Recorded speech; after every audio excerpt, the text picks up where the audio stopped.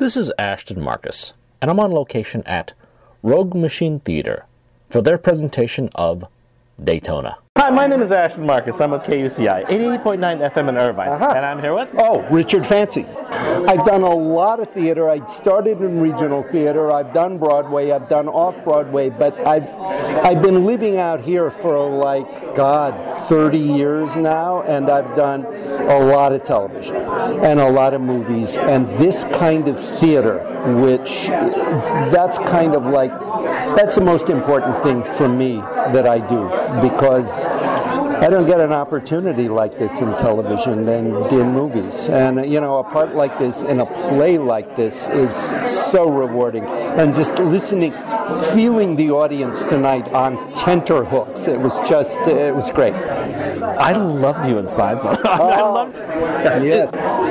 And which character did you play? I played Billy Zimmerman in Daytona. He is he's a very impulsive guy. He lives entirely on impulse. And one day he decides to do something incredibly impulsive in Daytona. And he comes back to Brooklyn to tell his brother, who is astonished and frightened, appalled, and drawn in by what he does. I love this piece. Basically, this piece was about justice. Yeah. I mean, how do you make a person whole? If someone tremendously, like the Holocaust, if something happens to someone, how in the world do you make them whole? Right. And in fact, the play is a balance between, there's justice, but this is years later, and these people have to live their lives. Where do his brother and his brother's wife want to live? Do they want to go back there and take vengeance for what that scumbag did, or do they want to continue to live their lives? And they're both very valid points of view. My thought was, it's about the final solution. It was about his final solution to the problem, to get justice. Yes. And it was very, very ugly. Yes. It was just very ugly. And he's not prepared for it. He's not like Clint Eastwood, He's never killed anybody. He's not a violent person at all. But he sees this guy who was a concentration camp guard years before, and he kills him. And the thing that's great about the play is that he's not a guy who's comfortable with it, but he's a guy who has to do it, and he brings that to his brother and his brother's wife. I don't want to give away about the ending, but basically, the ending was basically a reflection on, I guess, a Holocaust survivor's life. It's like, there is no ending. There's no resolution. You're not going to get justice. Right, and every one of those people has taken this central tragedy in their lives and done something very different with it. The woman in the play has actually found a way to rejoice and move on. The two men haven't. Once again, I love your performance. I thought it was fantastic. Thank you. Yeah. Thank you very much for being on the show. Thank you. Hi, my name is Ashton Marcus. I'm with KUCI, 88.9 FM in Irvine, and I'm here with George Wyner. I've seen you in almost so many things. You've been all over TV, all over movies. It must have been like over 500 pieces. I stopped counting at 500. No, it's been a good run so far.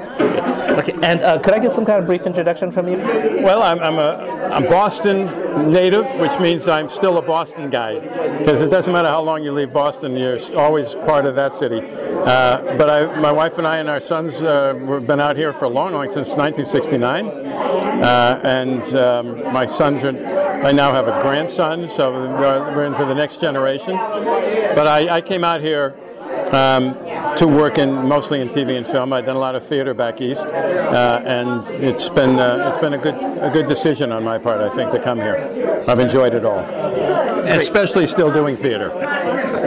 Great. And which character did you play? I played Joe, who is the husband and brother of the other two cast members, and I'm the one that is victimized by my brother's appearance in my apartment.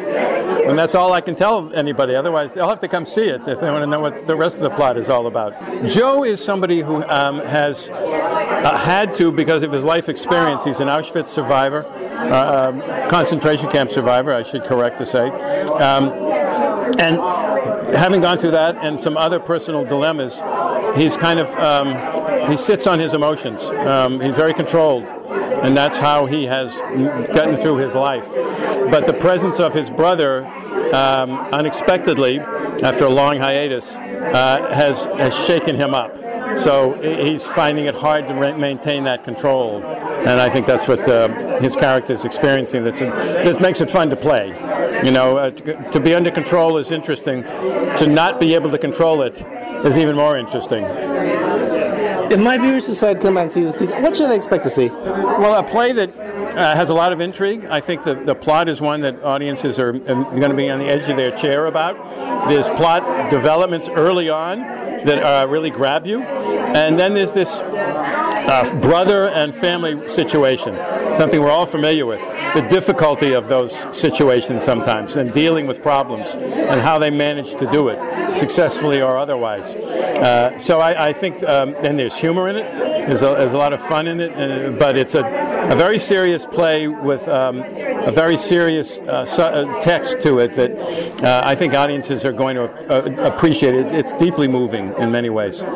Yeah, definitely. This was deeply moving. This piece was mesmerizing. The cast they were just masters of their craft. I mean, you guys have done so much stuff, and it showed here. The audience connected with you guys. It was just wonderfully done. Well, thank you, and that's why we do what we do. We hope that happens, and appreciate it to hear that it has. That's always the challenge. And with a good piece of material like this it's a bit easier because it's a wonderful play. Wonderful play. Actually, strange thing about your character really got away with everything. He got everything he wanted to. He got resolution, and he didn't get any of his hands dirty. He didn't. He had to reveal some things that he and his wife had buried about their relationship. So it's changed that. But he was deeply threatened by the presence of his brother and worked very hard to make sure that threat went away.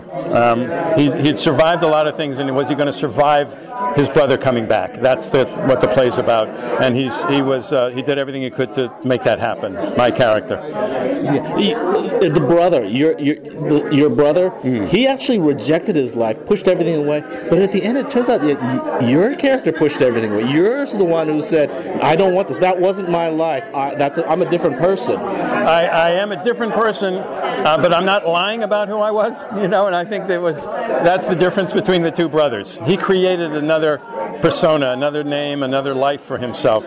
I was who I was, but I tried very hard not to revisit my painful past, and I think that's familiar to a lot of people, that approach to getting through life.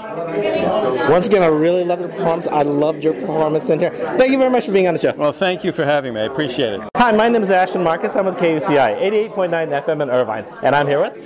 I'm Shayne. Oh, I love this play.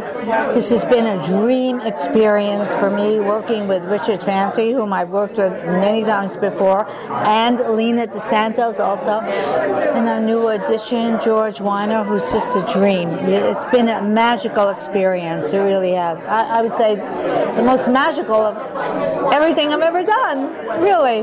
Love the play. And which character did you play? Oh, I play Ellie, the wife. Oh my gosh, I love this woman so much. She is a survivor. More than that, she is a thriver. She's been through so much with the Holocaust, lost her family, lost everything, horrible, but the one thing they could not take from her was her inner being, her soul. And that's what kept her alive. That's what kept her going through the camps, through all the horror, right? So when she says we only have one life, she pays attention to that, She loves life. That's why I love this character. I love this character so much,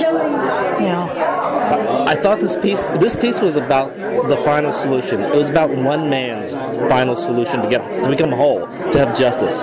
But actually, she had a solution to her life too. Something that, again, didn't make her whole, didn't make anyone whole, but actually allowed her to have a solution.